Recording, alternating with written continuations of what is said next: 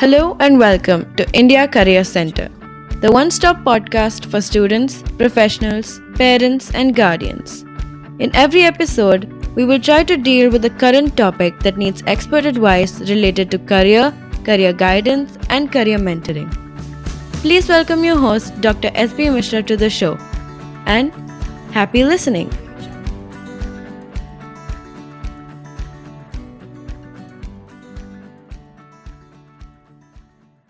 Ladies and gentlemen, welcome to another episode on India Career Center. Today's topic is going to be very interesting. All along, we have focused on discussing about various topics which are related to education or direction towards giving the direction for the students, either in the school or in the college space. Today, I think we will go beyond that and look at one area which is beyond the academics. And the area of today's interest is to talk about how somebody has created an idea into a business model to solve a problem for the corporate. Please welcome Mr. Srikanth Acharya, the founder of Offinits. He's based out of Bangalore. He has got network across southern part of India, in Hyderabad, Bangalore, and other places. He's got a team of close to 100 people working with him. And they are specializing only in the corporate gifting space. And Srikanth, he started his journey about 17 years back in 2005 as an entrepreneur and out from a full-fledged job in Infosys. That's quite interesting and a lot to learn from him. I'm sure today's conversation, a lot of young people who are looking at different opportunities with respect to occupation or business will get some ideas from this conversation and adapt some of it into what they can do in their future. Srikanth, welcome to you to this podcast. Thank you, Shiv. It's great to be here. Looking forward to this conversation. I'm sure it's going to be great fun.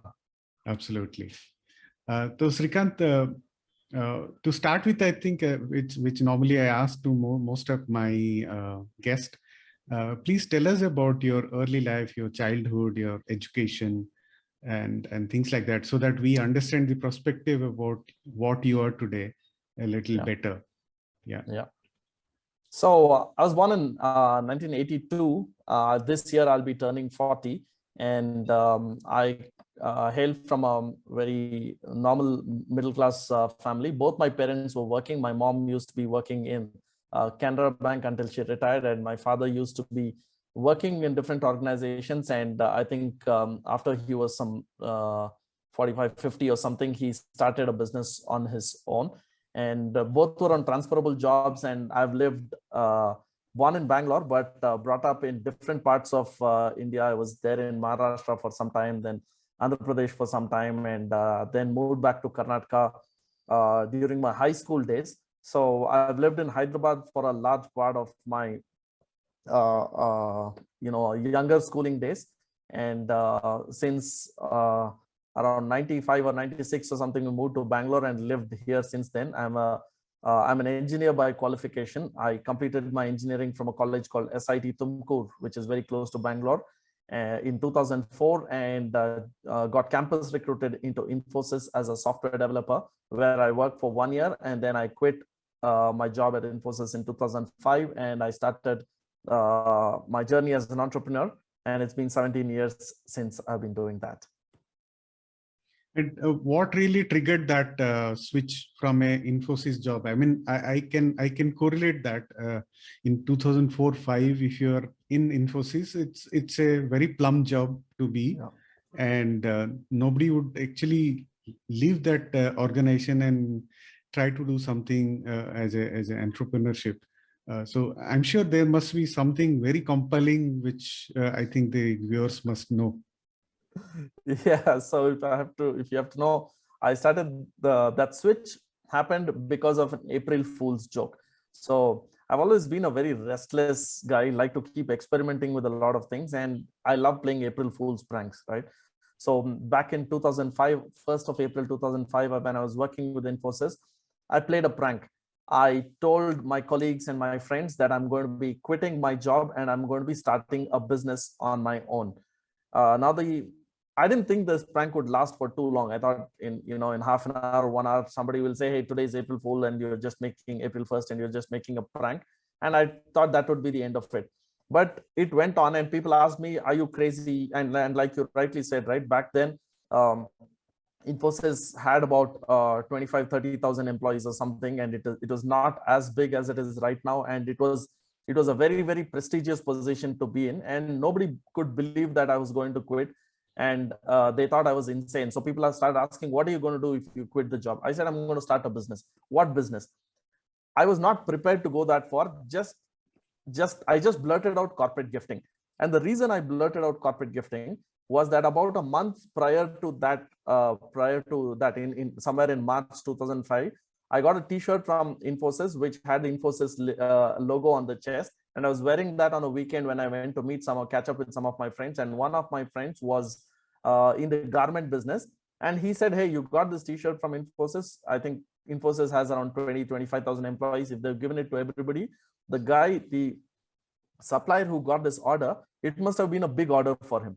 And there I started understanding a little bit about, what is logo. I heard the word embroidery. I heard the word corporate gifting. That's the first time I heard the word corporate gifting. And it's like, what is corporate gifting?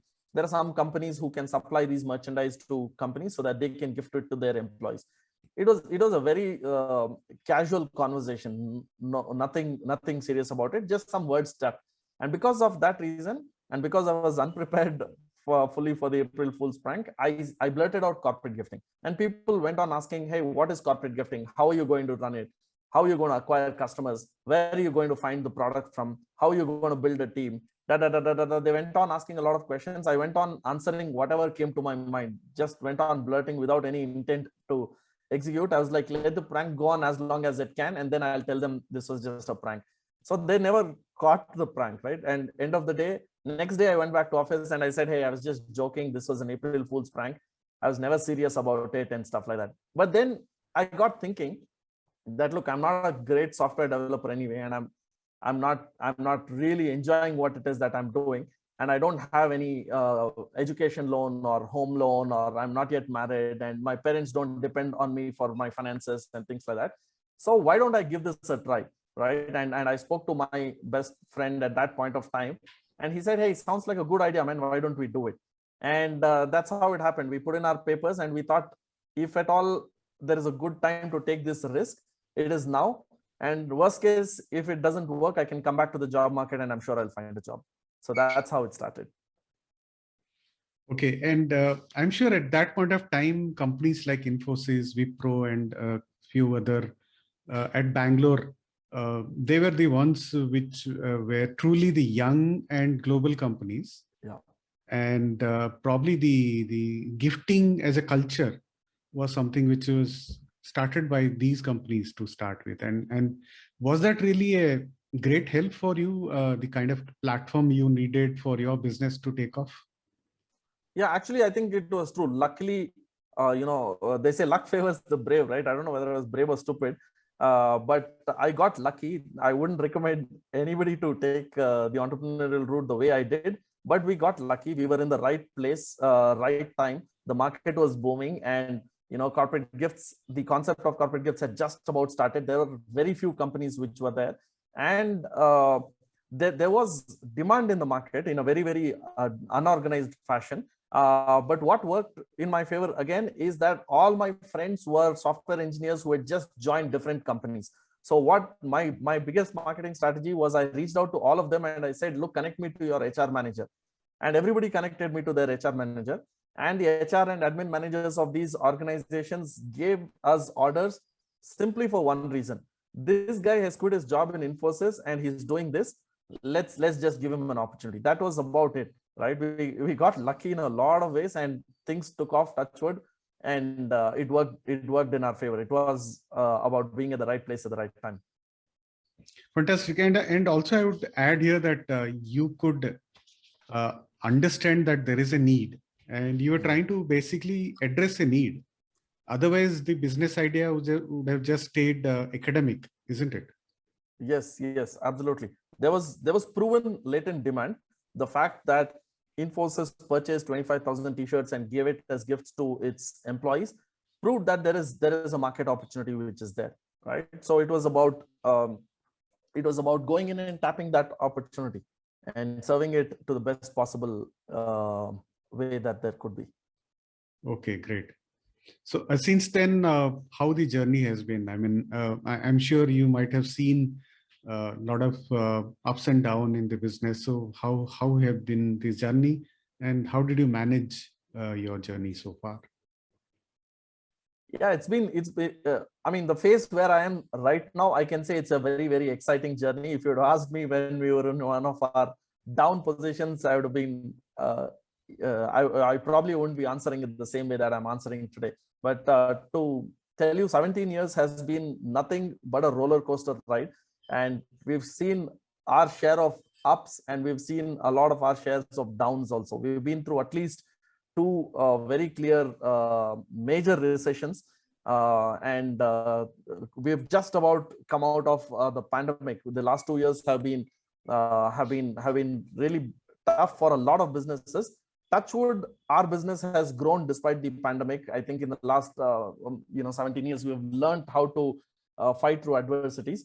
So it's if you enjoy adventure, then entrepreneurship is for you. And if you love the challenges, and if you're comfortable being uncomfortable, then entrepreneurship is for you, right?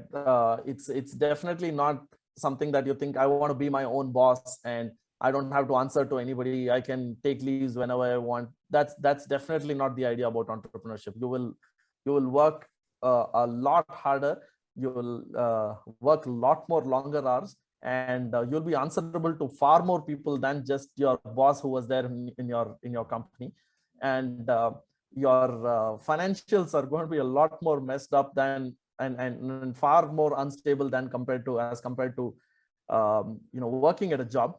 But if you stick with it, the rewards in the long run are very, very satisfying, and you have the opportunity to make a serious impact to the society that you live in. Like we are currently employing 100 people, right? That's 100 people's livelihood is getting impacted directly because of what we do. And as a corporate gifting company, we believe that we are helping our clients to turn their employees into brand ambassadors. That's significant impact, and it's very, very important in the current context where attrition is at an all-time high, employee engagement is at an all-time low, war for talent and the great resignation are great trends which are making it very difficult for organizations to hire and retain talent. In such an environment, we believe the kind of work that we do is helping organizations hire great people and retain them by improving their employee engagement and employer brand building levels.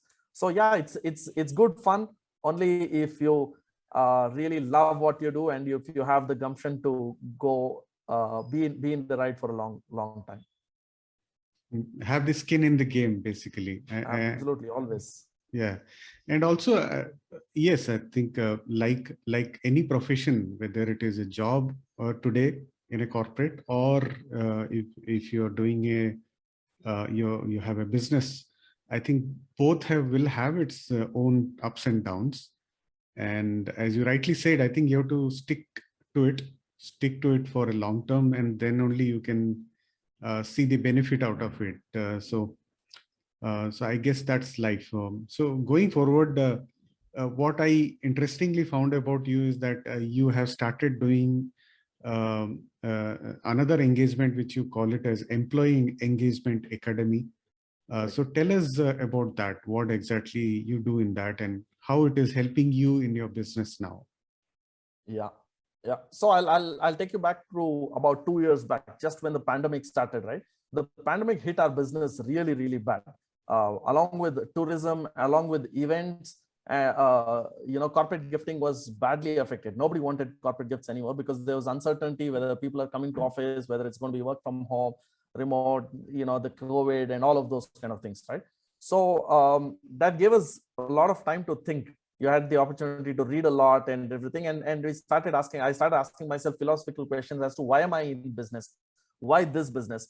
What impact is it making? And the answer that really came out is when I started asking, why do companies give out corporate gifts to employees? The answer that came out is basically to be able to help improve employee engagement.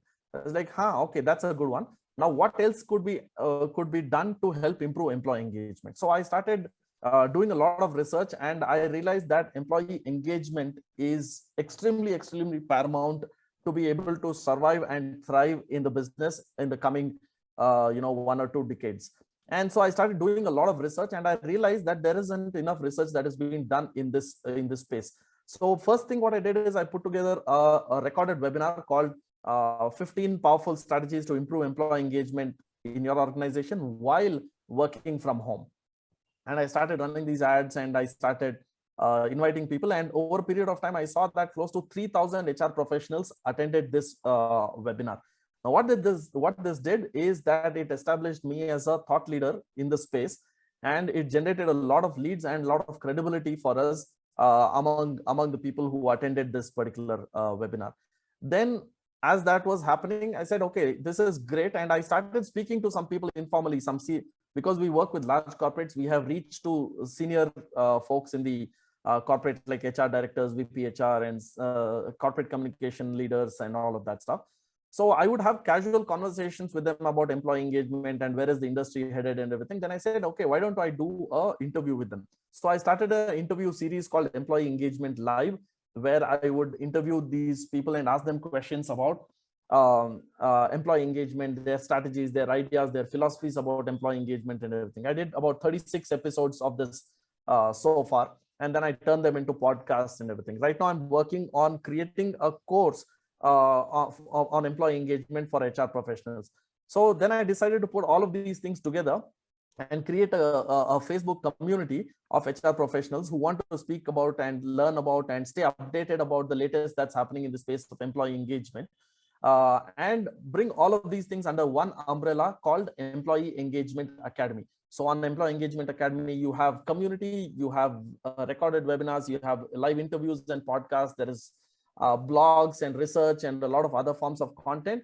And most importantly, we are building a directory of employee engagement solution providers. That means to be able to enhance employee engagement within the organization, you also need a lot of vendors or solution providers, rewards and recognition companies, recruitment companies, training companies, wellness consultants, a lot of other kind of people who are required to improve the employee engagement. So we are trying to build a directory of vetted solution providers who can help organizations to improve employee engagement within that. So all of this is coming under one umbrella, and that is called Employee Engagement Academy. This is a project that I'm super excited about, and I feel this is going to have a lot of long-term impact, which is going to help our customers who are basically HR managers and HR professionals of different companies.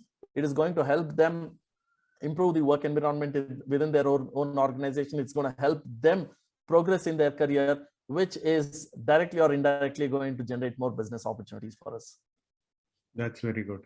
And this Employee Engagement Academy is a separate entity which is other than the Offineat, but you are obviously running it from your end. That is correct. That is correct. So we are saying Employee Engagement Academy is initiative by offineats.com to be able to help HR professionals to be able to stay aware and stay on top of the news, information, and strategies and trends which are happening in the space of employee engagement. Okay, couple of areas which I'm just thinking loud. One area is that today's world, continuous learning is something which is essential. Yeah, so I do not know what exactly you are planning to do on this space along with the HR professionals. That's one. And number two, many times when companies are recruiting people, I do not know whether how much scientifically they are going and understanding about the person. For example, your example, you joined Infosys as a coding software coder or whatever you call it, developer. But as a personality, you were always different. I mean, your personality was meant for something else. So I don't know whether HR professionals in India, at the time of recruitment, are they really looking at this aspect so much? And whether this academy could bring that element as well. At the time of recruiting somebody, you are able to assess as to is this personality really fitting the bill, not just in terms of skill, but in terms of the personality also. That's also so important. And secondly, when somebody, let's say 10 years down the line in the organization, and not many would grow after 10 years because the positions on top obviously becomes lesser and lesser. So for them, what the organizations think. So these are a couple of areas where I'm just thinking loud whether you as an organization will do something about, or are you already thinking about it? Yeah, see, you're speaking about organization development, right? That's a big science in itself, and there are plenty of people who have done PhDs, and there are plenty of people who are far more qualified to speak about it than me. But Employee Engagement Academy, I intend to make it as a platform where I can invite them to come and speak and to share this information. I don't believe I have the authority to be able to do that, but I believe I have the ability to create a platform where I can bring individuals like that to be able to come and share ideas and solutions that could be thought of. These are not simple problems to solve, right? And coming to the first part about the personalities, whether HR is able to forget HR, even parents cannot identify what personality their kids have, right? So everybody wants their kids to be either a doctor or an engineer, irrespective of what talent the kid has, right? So we cannot expect that. I don't think it is fair to expect the HR to be able to identify that through one or a series of interviews. But I'm not even sure that is the agenda when you're looking at organizations which are looking to hire thousands of people or hundreds of people. I'm not so sure if that is the priority that's there. So again, like I said, this is not my area of specialization, but what my area of specialization is being able to identify, okay, there is a need to speak about this particular topic, and identify who is the best person who can address these areas, and bring that expert in and create a panel, and create some discussions, create some content, and reach it out to people who can make a change and who can execute it in their own organizations. That's the whole idea of Employee Engagement Academy. I completely agree. What I meant was there are scientific methods which are available, which can actually get integrated with your system. Yes. I'm sure you are basically trying to bring it on one platform, and Yes. these processes also could be integrated in your system, where certainly the experts who are experts in those fields can do the value add. What I meant was that. Perfect.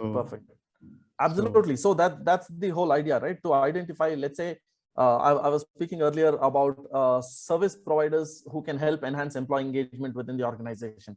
So we would love to identify organizations like that who have some solutions, some strategies, some technologies, maybe which can help organizations improve the quality of hiring that they're doing, and list them on this directory and introduce them to organizations who can help recruit better. Yeah, I think that's a good logical point. Yeah, so going forward, Srikanth, so what is your plan in terms of expanding your business horizontally as well as vertically? What are your thoughts? See, the last 3 to 4 years, we've done a lot of innovation, and the innovation is really stemmed from listening very closely to what our customers want, right? And on the basis of this, we've come up with 6 distinct solutions. One, we have something called a catalog, which is a very dynamic catalog, and we are actually turning it into a B2B e-commerce solution for corporate gifting, where we are listing about 6,000 plus products from around 400 different suppliers and about 100 different prominent brands. And customers, businesses can visit the website, find what they're looking for, design it on the website, and place an order. We also have something called official brand stores. Official brand stores are white labeled e-commerce websites, which we set up for our clients, selling their merchandise to their employees. And we are doing it through a very innovative, technology-driven zero inventory model, which is extremely scalable. We also have new joinee kits. We have a solution called KitUp, where what we do is, for an organization, let's say a company is planning to hire 1,000 people over the next 3 months, we can design a custom a box with customized products in them, produce that and keep it in stock in our warehouses. And as and when new employees are joining the organization, we can ship it directly to the employees' homes. Now, this delivers a very superior onboarding employee experience for a new employee who's joining the organization. And this exact same model or this process can also be used for other celebrations like birthdays, for work anniversaries, for wedding anniversaries, for newborn babies in the employee's family, and so on. Like this, there are about 6 different solutions which we have created. Now, over the next 2 to 3 years, we want to scale them up. We want to be, right now we're present in South India. We want to become the strongest player in South India. Then we want to expand to West and North India, and then expand to other geographies, collaborate with other companies like HRMS providers and rewards and recognition companies who work with a similar audience, but don't have a conflicting set of products. There we are working on developing partnerships so that we are able to reach this solution to a wider set of audience. Fantastic. So that's a very strong plan which is there. So yeah, so 17 years is a fairly long time, but I'm sure there's a long way to go. In this last 17 years, what have been your greatest learnings, especially with respect to doing business in India? And that too, it's a business which I cannot say that it is seasonal. It is actually the volumes can go up erratically up and can go down as well. So how did you manage all that, and what have been your greatest learnings? Yeah, so that's an excellent question, Shiv. So the business that I run, the corporate gifting, is a B2B business. That means a business to business. That means we're selling to businesses. There are other forms of businesses which are B2C, typically the D2C e-commerce and everything which is coming up right now. These are D2C, they're selling to consumers. Now, my area of expertise and what I really enjoy is the B2B kind of business. And in this space, you're right, there's volumes, it's relationship driven. There is technology percolates relatively slower in this in the B2B and so on. And in the context of our business, I think the most important lesson that I have learned and that has helped us scale consistently is listening very intently to your customers. Listen to your customers, and your customers have pain points and frustrations as well as they have aspirations. So if your product can either solve that pain point or help them take it to fulfill their aspirations, then you're in business. Business is not about selling a product. Business is about solving problems. But before you start to solve problems, you need to know what are the problems that are worth solving, that are large enough problems that is present everywhere, and problems for which people are willing to pay money. That's how I think a business can be identified and it can be scaled. Great. I think you put it very nicely. So with respect to managing your company's finances and managing funding, what has been your experience in the last 17 years? So we are a bootstrapped company. We are profitable. We have not always been profitable. There have been a few years where we had a lot of struggle. We've gone through, like I said, we've gone through several ups and downs. And there was a time somewhere in 2013-14 where we were in the middle of transition. A lot of things failed. At that point of time, we went through several challenges. We had to downsize the business. We lost huge amounts of money. And then in 2017-18, we consolidated, focused on what we know best, and started slowly scaling up and started crawling our way back into surviving and then thriving. And that gave us so much strength that despite the pandemic, through the pandemic, we survived. But through and through, we've been a bootstrapped company. We have not raised funds. And it is not that we have not tried. We failed to raise funds, and it has worked for us. This year, we are hoping to get in some investors. If that happens, it's good. If it happens or it doesn't happen, we have a very, very strong business plan in place to be able to grow consistently. Oh, great. That's excellent. Yeah, I mean, if you're able to solve a problem, which I think rightly said, you're solving a problem or solving the issue of aspiration, both in your case, I think you're trying to do both. Yes. That's fantastic. So what's your advice to young people? Because my point of view here is that, people born between 1997 and 2011, there are 36 crore in India right now. Okay. Okay, so that's a huge amount of people who are going to come into the job market over a period of time. Some of them already have come in, but a lot of them will come in the next 10, 15, 20 years. So what is your advice to them? Yeah, so be yourself. You don't have to be something Sharma ji ka beta, or you don't have to be like your friend is, or you just have to be yourself, right? And it's a very important statistic that you mentioned, that almost 1/3 of India's population is going to enter the job market within the next 5 to 10 years. But it is unlikely that so many jobs are going to be available. Somebody has to take on the responsibility of creating these jobs, and those set of people are entrepreneurs, and the ecosystem needs entrepreneurs. If you think that it's the government's job to create jobs, you're deeply mistaken. The government cannot really create jobs, right? It is entrepreneurs, it's enterprises who can create jobs. And the world needs entrepreneurs to save the world. That's how I believe. And I take a lot of pride in the fact that we are paying huge taxes that contribute to the growth of the economy, and to be able to build the infrastructure that we are all able to use.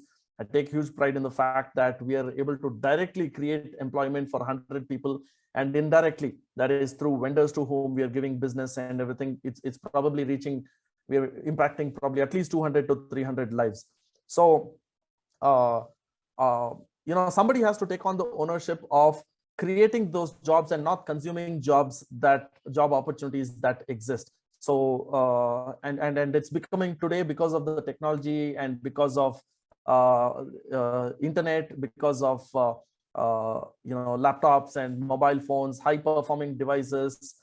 It's become much easier than it used to be a few years back. So I would say, if there is a great time to be an entrepreneur, it is now. Because a decade back, or a couple of decades back, if you had to be an entrepreneur, you had to be a great thinker, you had to be a great executor, you had to be a great communicator, you needed to know how to build teams, you needed to understand technology, you needed all of that stuff, right? But today, because technology exists, you can build a very small team, you can build around your strength, and you can partner with a lot of people. There are so many companies which are generating millions of dollars of revenue, and they have very, very small teams. So unlike in the past, to build large organizations, you don't have to have thousands of employees. So my point here is, if you want to try it out, now is a great time to be an entrepreneur. Now is a great time to be able to execute. There is access to information, there is access to technology, there is access to funds, there is access to mentorship, there's access to markets like never ever before. And I think now is a great time to be an entrepreneur. And you don't even have to wait till you graduate, or you are forced to earn a living to try out entrepreneurship. I started my first stint with entrepreneurship was when I was 12 years old, right? So you can start very, very young. You can the good thing about entrepreneurship is that it need not have any formal skills or formal training or formal qualification as such. Just about anybody can be an entrepreneur, and just keep hustling, keep experimenting, keep trying, be comfortable failing if you have to. And now I think is a great time to be an entrepreneur. That's what I'd say. Very well said, Srikanth. And I must say that I must appreciate the fact that you started off in an era where having a good job in a company like Infosys was the most stable and normal thing to think about. And at that point of time, you actually took a plunge to take up entrepreneurship, which is fantastic. And I'm sure there'll be many more big milestones. I'm sure the Offinid, the brand, will go across to many parts of the world, not just India. And I'll certainly keep a tab of how you are taking the brand across to many parts of the world. Thank Thank you. you so much to share all your insight into your journey. And I'm sure this conversation will really be a lot of inspiration for young people who should take up as to whatever their interest is. And as you rightly said, you should be prepared to fail as well, so that Yeah. you can also eventually succeed in doing what is that you love to do. Thank you, Srikanth. It was fantastic talking to you. Thank you, Chef. It was wonderful speaking to you too. And I hope, at least a handful of people listen to this podcast and are inspired to turn entrepreneurs, and hopefully they create a lot more jobs. Thank you so much. It was great fun speaking to you, Chef. Thank you so much.